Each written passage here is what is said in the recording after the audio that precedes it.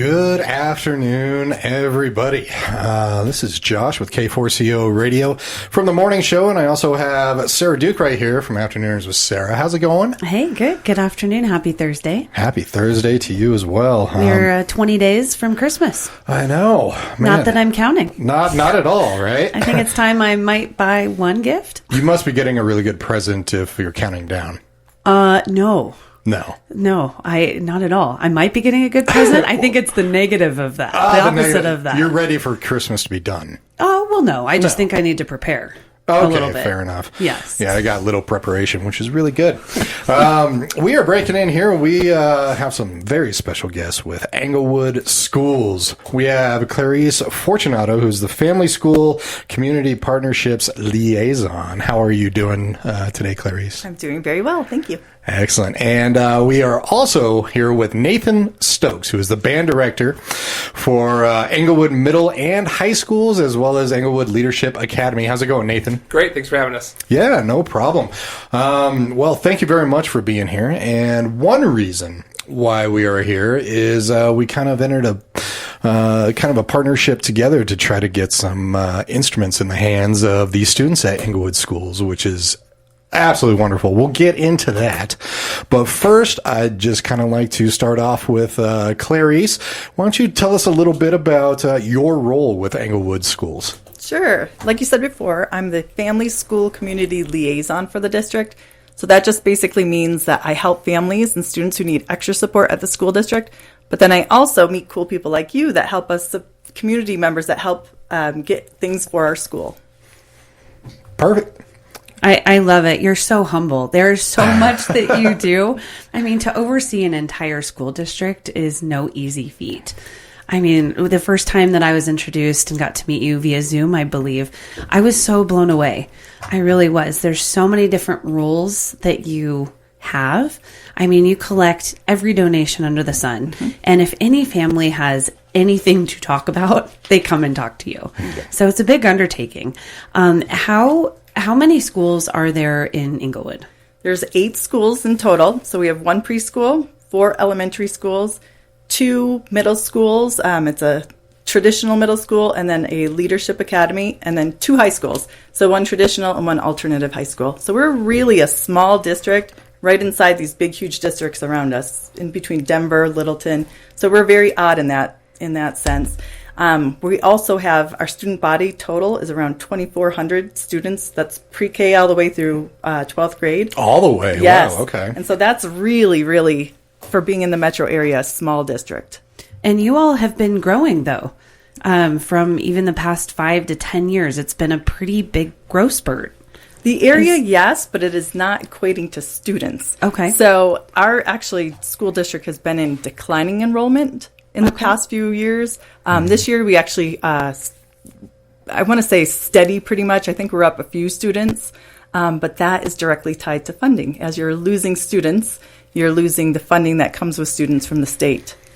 I have heard, which a lot of people have, that, the student number is going down. Mm-hmm. What do you equate that to? People aren't having as many kids.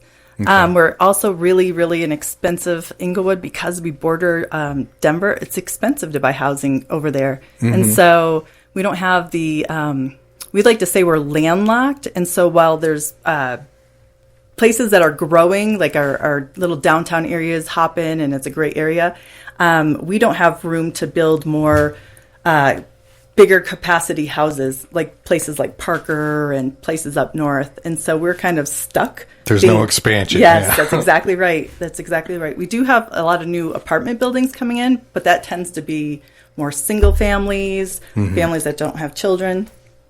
Gotcha. Okay. How long have you been in your current role there with Englewood Schools? Well, it's interesting because I've been in the district overall almost 20 years now. And so I started off in the role, I ran after school programming at one of our elementary schools. A big component of that was working with families. And so that our state mandates someone to be a family school community liaison, or at least a family liaison for the districts. And so it made natural sense as my grants from the after-school programs were starting to sunset, that I move into this role because I'm already working with so many of the families already. Nice. Yeah. I like it when it comes that natural transition. Yeah. Kind of born for this role. Yeah. It's worked out tremendously. I love my job. I always say I have the best job in the district. Oh, that's amazing. Yep. It's good to love what you do. Yep. Agreed. Nathan, tell us a little bit about what you do, because you're wearing a couple different hats as well. Yeah, I'm the one of the band directors at the Englewood, at the tech campus, we call it the Englewood campus, which houses our Leadership Academy middle school and our traditional high school.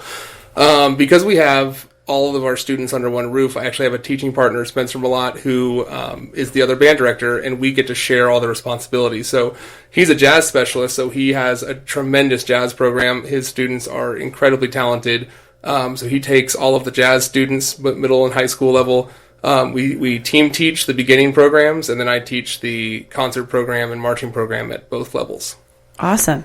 How many students are involved in each of those programs? The exciting thing this year is we have 120 beginners this year, which is a huge number for us, which is highlighting some of our instrument need problems. But combined, we have about 170. We're hoping to get over 200. We think at the middle school and high school level combined, we should get to that 200-300 level in the next couple of years. Okay, awesome. What is the least popular and the most popular instrument? For some kids, the most popular is whatever their aunt or uncle has in the basement. Gotcha. But no, Okay. we have a everyone comes in thinking they want to play trumpet or saxophone. Those are the most popular things you'll see in all sorts of pop music. People want to play the drums a lot, and then they realize it's not just drum set. You have to learn marimba and the timpani, and you have to be a percussionist, not a drummer. So those are the ones that really stand out. But what we do a really cool thing called an instrument petting zoo at the start of every year, where we actually test the kids out on all the instruments and figure out where are your natural abilities and what are you going to thrive on, and then we take their interest level and match it with that, and it really helps them find something they really enjoy playing. So it opens their eyes to a bunch of different options too they didn't know existed. I was actually the alto sax person when I was going to school. What about you, Sarah? Did you play an instrument? I'm the wrong person to answer this, but I will be honest. I did Suzuki and piano when I was probably 5, 6, 7. So I can play chopsticks like nobody's business. And my talent ends there. We actually, our vice president of K4CO is a amazing drummer. I'm at the beginning stages of learning how to play the drums, but I want no instruction. I just like to bang stuff. Is essentially how that's going. Well, Nathan, how did you kind of get into this, being a band director? What kind of led you to it? Yeah, when I was growing up, elementary school, middle school, trying to figure out where I fit into society or my culture at the schools, I tried sports and was awful at them. Now I'm just a rabid fan. And, I got beginning band when I was in 5th grade and tested some things out, really enjoyed it. And then I turned out to be pretty decent at it. And my 5th grade band director brought a tuba out one day and said, "Hey, you're playing trombone louder than anybody else we have in the band." And that was a beginning band of probably 100. And he said, "Try this out." And he made it very, very special. So it made me feel really good. And then the rest is history. I just found that was my thing. I got to be a part of honor bands all throughout middle school and high school, got to travel all across the country in college as a result, so I knew that I wanted to bring these kind of opportunities to the next generation of kids. That's awesome. I love that music has been such a strong theme in your world. Are you originally from here? No, I grew up in Oregon. Okay. Yeah. What brought you out to Colorado? My partner and I were just looking for a change of scenery, and Oregon and Colorado are so very similar, but we had some friends out here who kind of lured us out here, and we're very thankful to be in this area because it's a really phenomenal place to work and live for sure. And how long have you been with Englewood? This is my 4th year. 4th year. Yeah. Perfect. Nice. We hear that a lot here. Josh and I are both natives to Colorado, and once they come out and see the 14ers, people are pretty hooked. It's interesting you say. I agree. We're similar to the state of Oregon, but probably not as much rain, I would think. All the rain that we get, you guys get in sunshine. So you know what? No offense to Oregon, but I'm going to take that. Absolutely. That is awesome. So 4 years in. Well, both of you, I'm curious what you have seen in the 4 years and the 20 plus years. What have been some of the biggest changes within not only your roles and your departments, but within the school district itself? Especially more recently, yeah. For me specifically in my role, we are seeing a lot more families that are coming, like new arrivals to the families. I'm sure you've heard about it all over the place. So new arrivals to the country. So I'm supporting families that literally just came over with everything and anything they need. If I'm helping them get rental assistance, I'm helping them with clothing, I'm helping them find food sources. And so that's a big shift within the past few years in my role. The need during COVID shot up for so many families. And so I was thinking that after COVID went, the big, where we're allowed to do stuff again, that the need would go away, but has remained steady in that so many more folks need support. I think it's because everything's so expensive here now, 20 years ago, people could afford, they had their own houses, they had, cars, and now they can't afford, to live in our area or stay in our area.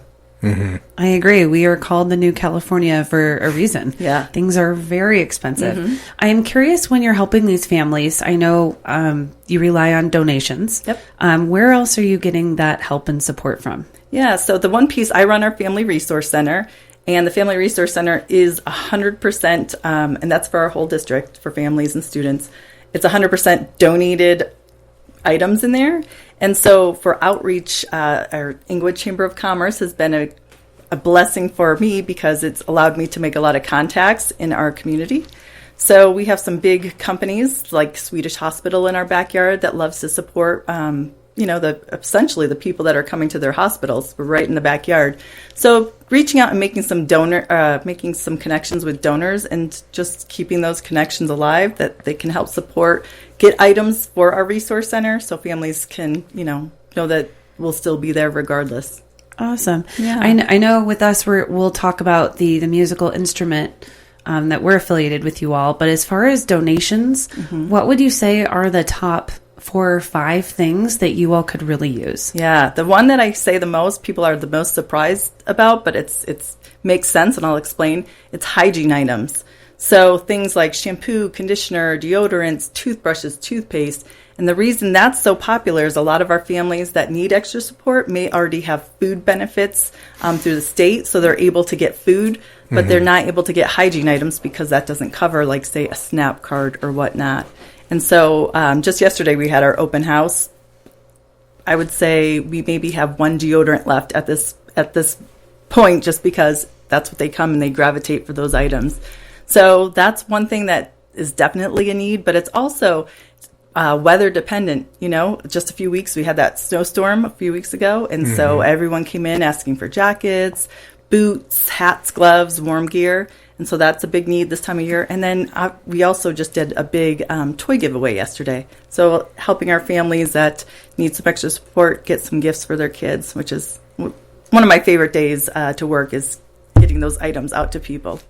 I love that. And just so our listeners know, for when they donate, can they be lightly used? Do they have to be new? What kind of condition are you looking at? Like, all I ask for, if they're gently used, is that it's clean.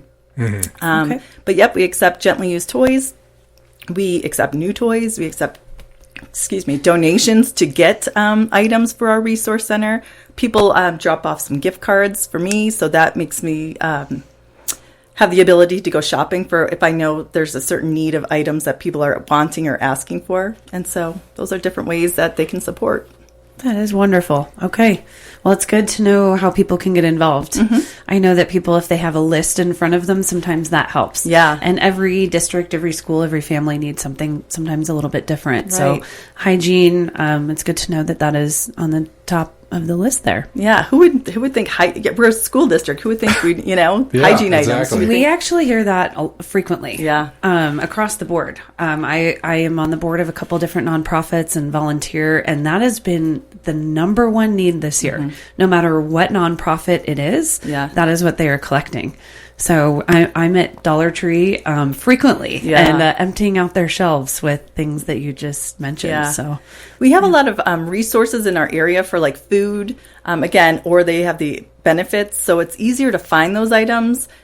People are willing to do like school supply drives at the beginning of the year because that's kind of a sexy thing to, it's easy. It's on the front of the mind. It's on the front of their mind, Yes. exactly. But hygiene items are not something that people think of that families may need, or again, that we would be distributing as a school district.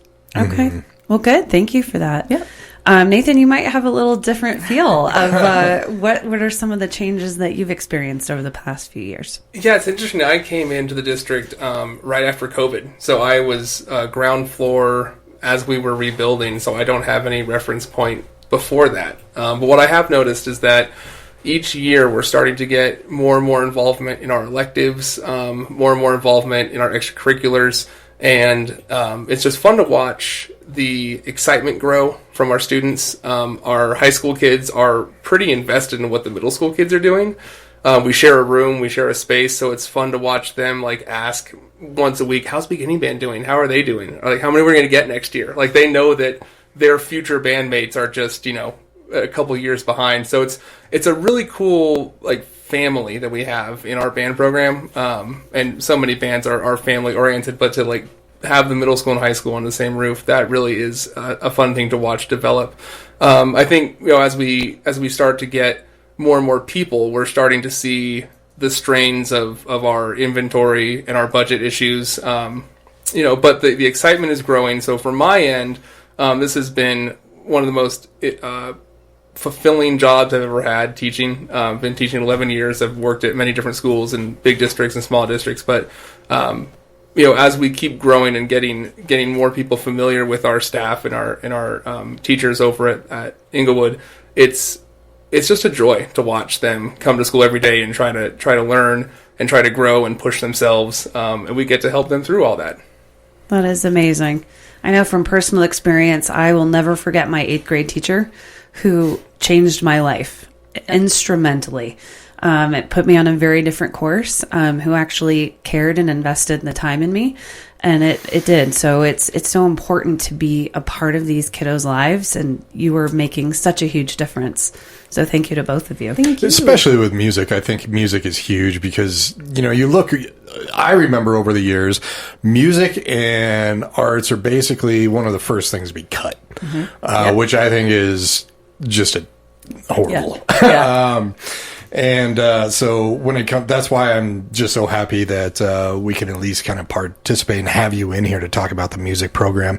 And you said 120 beginners this year. Yeah, we have 120 this semester. We'll have a few more join us next semester. So we have quite a few beginners this year, which is exciting. And for Englewood Schools, when it comes to the funding, the instruments, what is probably the biggest lacking on there? Is it donations of instruments? Is it the funding that you're getting? What is kind of even, I guess, not up to date even when it comes to equipment that is necessary? Yeah, I think the funding for schools in general is just challenging right now. Across the board, when you have schools like ours that are landlocked, and we have a limited tax pool to pull from, which is how schools are funded, that just causes problems. We have, one of our mantras is, and correct me if I get this wrong, small districts, big opportunities, right? And they have so many extracurriculars. Sports are starting to boom again, so we're trying to fund all these different things. So that's part of the challenge. So we're doing the best we can with what we have from that point of view. But what we're discovering is that we don't want band to be the class that's only for the wealthy kids or kids who have the means to go get an instrument. So we're discovering that our inventory of instruments that are owned by the school are old. Like we're talking from my parents, when they were trying to play. We have stuff that was I think manufactured in the 50s, and it's just they're not financially worth restoring. actually cheaper just to get new stuff. But then again, that causes more problems because new student model instruments are good, but they're expensive. So that's what we're running into the most, is having students who are unable to rent, who feel like they can't be a part of a band, which is sad because we know that it can bring a lot of joy and a lot of positive associations with school through music. So when it comes to the music department, where would you say most of your funding is from? That's a great question. We fundraise a ton. We have a concert coming up in December that's going to be a partial fundraiser, but we have fundraisers throughout the year. We have a jazz night fundraiser that's another big one.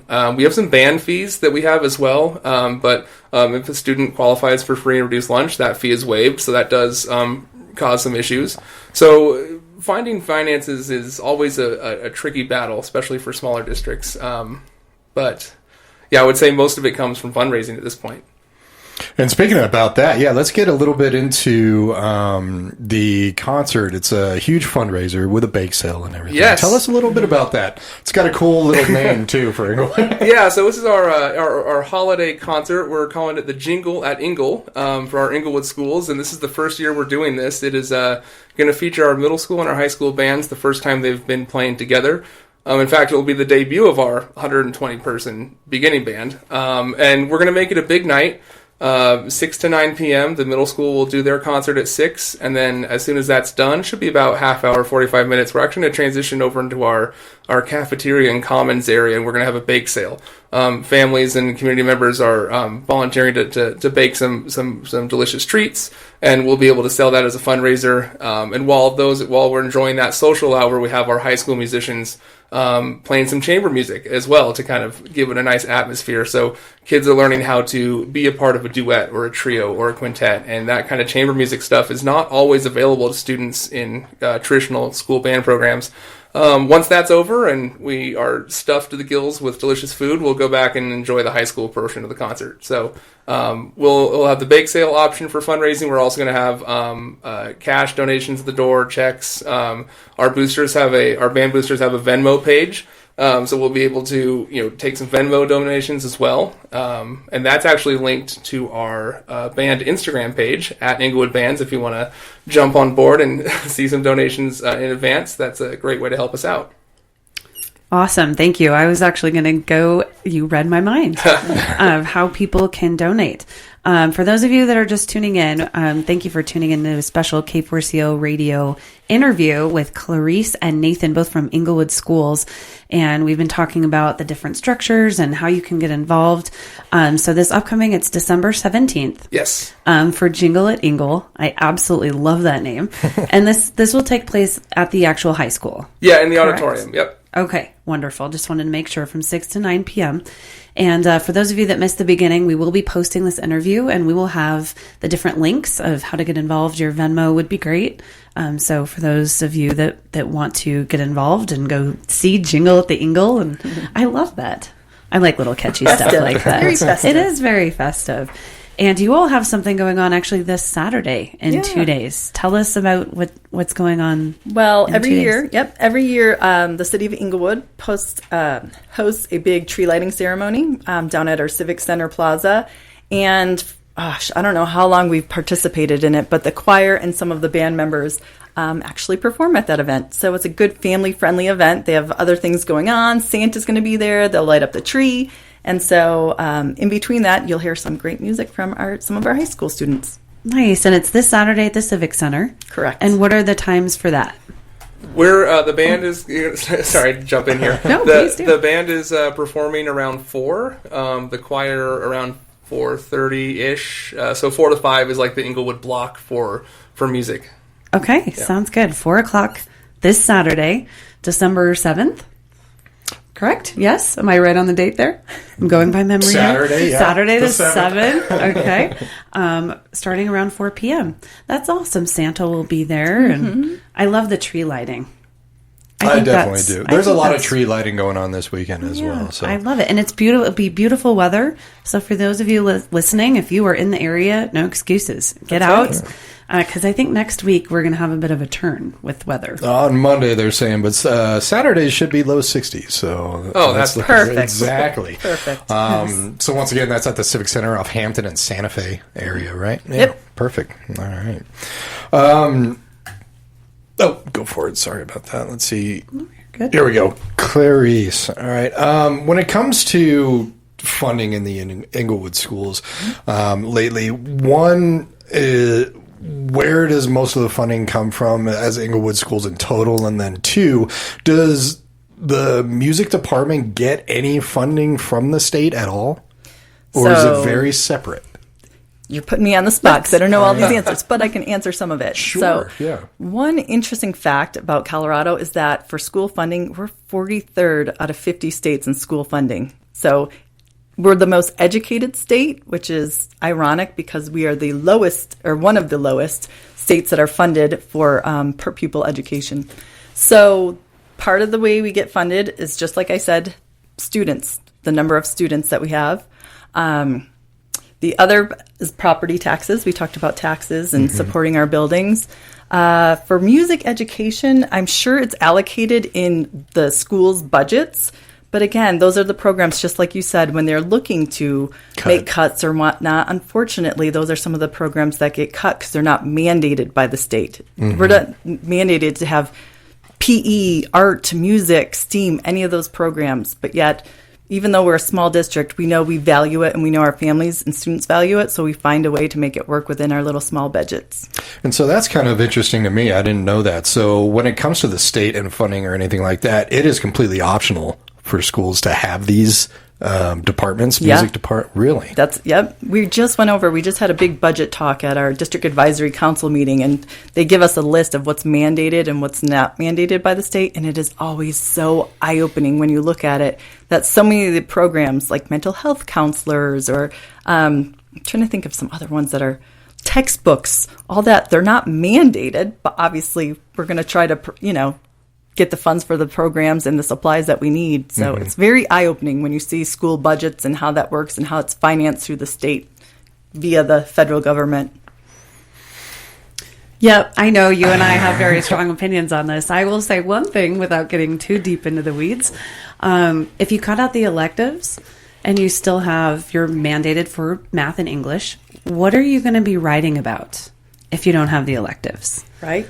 I mean, it's... Well, and students come to school. Some students come to school just to be in the band, or that's what's driving them to be in our school or come to school. Those PE programs. I can't wait to see Mr. Chad today during gym class because he loves it. The students love it. So it would be a huge detriment if we got rid of those programs. They're just, some students thrive in that program where they may not thrive in traditional, the rest of our traditional classes.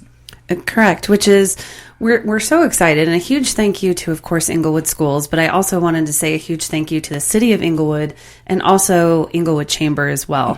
This was kind of full force, all hands on deck to make this possible for us to partner with the three of you and to hopefully help the schools. So that is also, I wanted to segue a little bit into that. We are trying to promote awareness and, of course, to have anyone, if you have an instrument within maybe not the last 100 years, but maybe the last 10 to 20 that still is in decent shape, and it's just sitting there. I know a lot of families do that. You have kiddos that try something out and then they go on to something else. So if you fall into that category, please think about donating to the Englewood Schools. It is so very, very needed. And a very growing, which is wonderful. I mean, 120 beginners is outstanding. That I think is 80% of. Am I saying that correct? It's about half of the middle school. Yeah. Okay, 50%. The middle school and leadership academy together. Yeah, it's about half of that middle population, which is still a tremendous number for for any program. School, we try to think of it as if we can get 20+%, that's a pretty healthy program. And for us to have almost 50, it's a good foundation for us to continue to grow. That is amazing. And so many of these kiddos that get introduced, like we were just talking about, introduced to a new instrument, they think, holy cow, this is something that I can really grab onto and to make myself be known and to now have your own little group of people that have similar thoughts and it breaks down barriers, which in a lot of different situations isn't possible, especially for a kiddo who's shy. I mean, this is a great opportunity. So, I mean, and Josh, you've said this multiple times, your life changed when you got your first guitar. Absolutely. Absolutely. That's why I'm just a huge advocate for music. And you said it yourself, a lot of kids go to school to be a part of that. Yep. And I really think that the arts and music being cut on the chopping block a lot is horrible, because music, I think, really develops self-expression, self-thought, creative thinking, confidence. Yep. The curriculars of, math, English, history. Yes, that's great. But to become a real well-rounded person, it is very important when it comes to music right there. So I absolutely love what we're doing. And what you guys are doing. Now, if you go to, for all of our listeners, if you go to k4coradio.com, on the main page in the center of the website, it says, click here to donate instruments to Englewood Schools. If you click on that, you'll actually get all the information, including Clarice's phone number and email. And I wanted to bring that up. Clarice, is your phone number and your email the best place to go? What are the best avenues for people to find out about what you need for donation? Because this is instruments to, as you said, personal hygiene products, to everything that Englewood Schools need. So what are the best places to go to for our listeners? Yeah, I would say, because I'm the community liaison, I'm usually the first touch point for a lot of people, and then I siphon whatever's needed to the right people. So if it was instruments, I would get a hold of Nate. So I would be the first point of contact. Another way you can donate is through our Englewood Education Foundation. They are our nonprofit group that runs in our school district. It's a lot of former board members, parents that sit on that, and they raise funding for our students or our teachers. And so another avenue, Colorado Gives Day is coming up on December 10th. And so if you want to search out Englewood Education Foundation, they're a great nonprofit to donate to, because all the funding that gets donated to that group goes right back in the hands of our teachers or our students. And in fact, if I can jump in, they're the reason why we were able to actually take the band to the state marching band competition last year.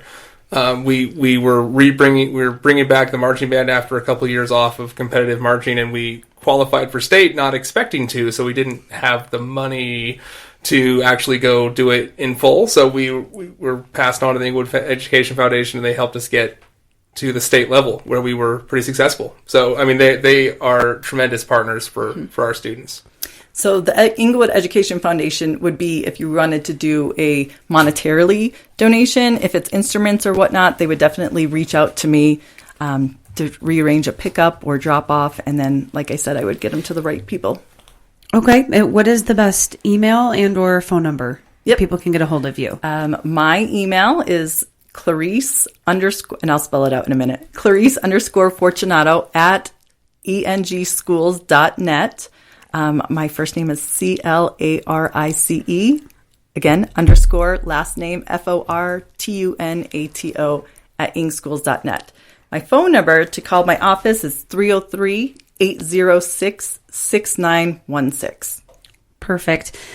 And I'm so glad that you mentioned both, because the Englewood Education Foundation is a 501c3. That is a nonprofit. That's right. For all of you, I know that we are super heavy in the nonprofit world too. December 10th is huge, and people, this is their month for where they are looking, thinking I have X amount that I need to or want to donate. Yep. So this is a really, education to me is number one in the nonprofit world. I've always supported education, it's huge. I don't think that anything else is bigger.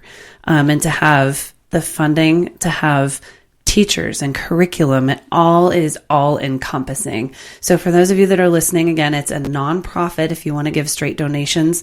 If you have items, the hygiene, coats, other supplies, of course, music, instruments, those are so incredibly vital. All of this is great. So reach out that way. You had mentioned for pickup as well. Is that something that you all can do too? Yeah. My job, part of my job, day in and day out, I'm running and picking up donations or meeting people at my resource center for donations. So I can do that within reason. I'm not traveling down to Colorado Springs or south. So unfortunately, I can't go that far during the school day. But if you're in the metro area, I can definitely come pick up. Awesome. Okay. That is a huge benefit. Yep. I will do the same. I will throw my name into that ring as well. Okay. So feel free to reach out to Clarice. You can reach out and message the station. I am happy to come pick up as well if you want to donate here to the studio. I know people are coming in, especially musicians. I know we have a ton of musicians that listen in as well. I know you guys have instruments that you no longer play. Bring them into us. We'll take them. Yes, we will. For the kids. Exactly. Remember when you were that little pup thinking, this is my very first guitar? If you're looking around and you have all these instruments that you don't use, put yourself in these kiddo shoes. They could use what you have. So think about giving the season. And Nathan, as being a band director, you said for 4 years you've been with Englewood? In Englewood, yeah. 11 overall. Yeah. Is there a certain moment or just kind of a story that really just brought you? You said you love your job. You said you love working in this school district. Or give us just one of those stories that you're just like, I am in the right place. I'm in the right place could be any number of things. I mean, my administration has been the most supportive I've ever experienced. They're incredible. From the middle school and the high school level, they truly value what we do in the band. From a day-to-day standpoint, I think the moments that stand out, last year when we took our concert band to the high school to our concert band festival, the excitement and pride after they had a phenomenal performance. It was an adjudicated performance, and every judge gave us a superior rating, which is the highest rating you can get. And that was a hugely rewarding experience for all of our students because they worked incredibly hard to try to get to that milestone. And they were actually one of the, I think, 2 bands that got a superior all day at the festival. And we had a clinic afterwards, and typically just one of the judges will come and give you a clinic, but we actually had multiple judges insist on coming in and talking to the kids about how proud of them they were, and they don't even know the kids. Right. And that was with a very, very small band. That we were 20 something for the concert band, which is in a field that's usually bands of 40, 50, 60, and they were going toe to toe with all the others that were at the festival, and it was but they were mostly excited about, they knew they had performed at a super high level, and they had communicated something, and they were being artistic with their playing, and that pride that then transferred over into the rest of the things we did that year. That stood out because it was a long time coming for sure. Where was this festival? That one happened to be at Adams City.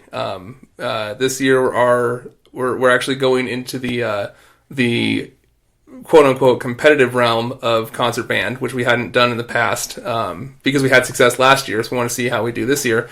And we're going to have a festival sometime in March over at D'Evelyn High School. And if we do well there, we might actually qualify for, there's a state concert band event up at Fort Collins every year. And if we are, as a small school, if we're one of the, I believe it's top 4 scored small bands, we get an automatic bid into that event. So it would be a lot of fun. Obviously, trying to score something like art is challenging, but the kids are motivated to continue to give Englewood a really good name with their band, because Englewood has a tremendous reputation. I mean, the band program at Englewood before the development of Littleton and Highlands Ranch and that stuff, they had a band of, the marching band was 200, and they went to Pasadena and performed in the 1980 Rose Parade. They were a nationally recognized program. And then, the things got built up around us, and things happen. The rest is history. But there's a lot of pride in the name of Englewood and what it means to be in that band, and it's really fun to watch them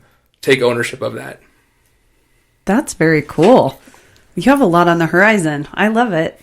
I love those stories that stand out in your mind. All right, Clarice, you're up. What's a moment that stands out? I have so many. And when I say I have the best job in the district, I truly have the best job in the district. I help families and kids that really need extra support. So I can think of hundreds of examples, but one, just last year, we had a family that was really, really struggling. They were living out of their car, didn't have the means to even the gas money to get to school and back. So working really hard to find some extra support and resources for this family went a long way, because now they have jobs, they have their own apartment, we were able to get the kids in sports. And so that's just one example, but I would say day in, day out, I'm so fortunate to work with so many people that, need extra support, but I'm also the proudest of finding support for them. We have such a giving, small community.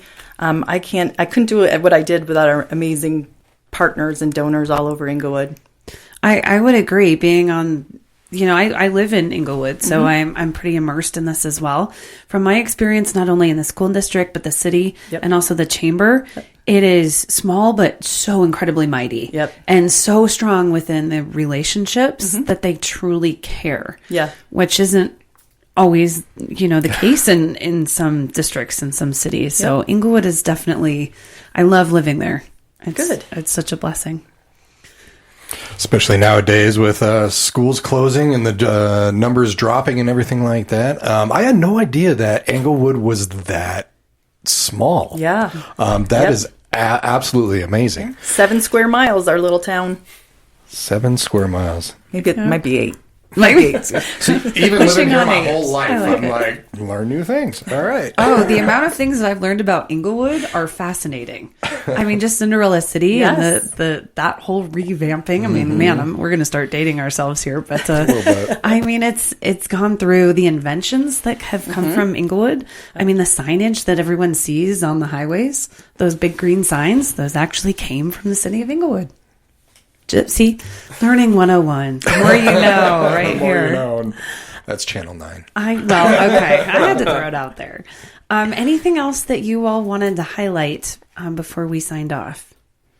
No, we're just very thankful that you're giving us the opportunity to speak. We hope to make some connections and booster up our band and get them back to states and winning states. And any support that you want to give us, feel free to reach out. We're always looking for folks to come over and help out in our schools, whether it be volunteering to read to kids, talking about their career pathways to some of our high schools. So please just reach out. We'd love to have you in our buildings and get to know our community. And for those just listening, again, you can go to k4coradio.com on the homepage, and there is a button that says click here to donate instruments to Englewood Schools. You can also go to Englewood Schools directly at englewoodschools.net, and you can find all the information about Englewood Education Foundation and supporting schools. And tell us again, real quick, Nathan. So you have this Saturday at Englewood Civic Center. This is for the tree lighting and everything. Yes. Tell us about that, as well as the Jingle at Engle. Jingle at the Engle. Yeah. Yeah. So this Saturday, we'll have our band and choir members out playing some fun holiday music in anticipation of the tree lighting, and then that'll be at 4 p.m. 4 to 5 is when Englewood students will be performing. And then on Tuesday, December 17th, that is our first ever Jingle at Engle, 6 to 9 p.m. You can come at any point. You don't have to, doors don't lock you out at 6. But it'll be a lot of fun. That's all of our bands at the middle school and high school playing some fun, festive music, concert band, jazz band. Plus, we'll have a bake sale in there as a fundraiser. We'll also be accepting donations through multiple forms on site, and that's just a great opportunity for us to share in a very fun time with our community, and hopefully turn this into something that people have on their calendars every year. I agree. Get some baked goods and some wonderful music. And where is the Jingle at Englewood? That is at Englewood High School in Fisher Auditorium. It'll be great. Nice. For those of you that are listening, there are so many ways that you can get involved. I mean, that's why I love about school districts. I mean, you can go and volunteer your time. Reading to those kiddos is so amazing. I got to do it at my kids' school, and they are so precious. They just are lit up and so inquisitive, and your time matters greatly. So for those of you that don't have the funding, please think about giving your time. If you have a musical instrument, think about giving that this season. If you do have an extra couple bucks laying around, that goes a long way. And we talked about hygiene products as well. You have so many cool things coming up. And another cool thing that we didn't mention, worth mentioning, next Wednesday, we're actually all going to be on Great Day Colorado on Channel 2 with you all here at Englewood Schools. So huge thank you to Great Day Colorado and those hosts, because we love what you all are doing. And we want to help support you in any way. So yeah, thank you for those that are tuning in and listening. Anything else that you want to mention? Just, make sure to check, record us on Great Day Colorado and see us in person. I mean, absolutely lovely people. Thank you very much. This is the first time I've met you in person. I know, Clarice, I've seen you on our wonderful Zoom meetings or whatever. That's ever since COVID happened, it's like everything's like a Zoom meeting. I love face-to-face, and I love sitting down, talking with people, interviewing, and I had no idea. I mean, the extent that you do when it comes to Englewood Schools, I mean, just collecting hygiene products from Hygiene 2. I mean, is this also something where somebody's listening in and, they're just, I need to get stuff together in my home, and usually it goes to like an ARC or it goes to, is this something where people can drop stuff like that off to you? Yes. What can they? Yeah. So in our resource room, we have, so if you're cleaning out your pantries, we have a food bank. So if you were getting rid of some food, as long as it's not expired, we'll absolutely non-perishable food. So like I said, those hygiene items are huge. So any kind of hygiene items, shampoo, conditioner, deodorants, toothpaste, toothbrushes, anything like that. We do diapers in there. We do school supplies are available always. We have a section for warm gear, jackets, hats, gloves. We have sneakers. We have clothing. And all of that is, most of it is gently used items that we get from, various either families or nonprofits that donate right to us. So there's a lot of ways to support in the Family Resource Center.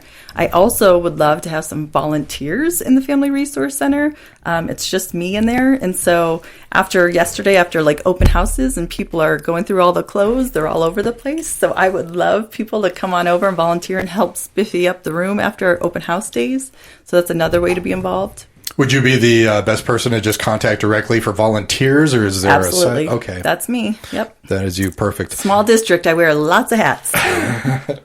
Again, that's Clarice Fortunato, 303-806-6916. The email address is also on k4coradio.com, as well as the englewoodsschools.net. So thank you very much for guys coming in. And I look forward to next, is it next Wednesday Next Wednesday, Channel December 2. 11th. So please, for those of you that are listening, the morning show will not be taking place. We will be on Great Day Colorado with both Clarice and Nathan. I believe you'll be there too. Awesome. 9 a.m. is Great Day Colorado. Yeah, and we get to meet one of the new hosts too, because Chris Tomer, we of course know and love. Yes, Chris, I'm so happy for you that you now have someone else to be there. Oh, he was holding it on his own for a little while. He was. Yeah. Yes, and yes. It's going to be now wonderful. There's a duo again. Also, make sure that you can contact the station through the K4CO radio app that you're listening on, or through the website. If you have absolutely any questions, we'll get you to the right people over at Englewood Schools. So that is great. Well, thank you all again for tuning in to this exclusive interview with both Clarice and Nathan with Englewood Schools. Please stay tuned. I will be on again 2 to 5 p.m. with you. I've missed you this week with Afternooners with Sarah. So stay tuned, and thank you.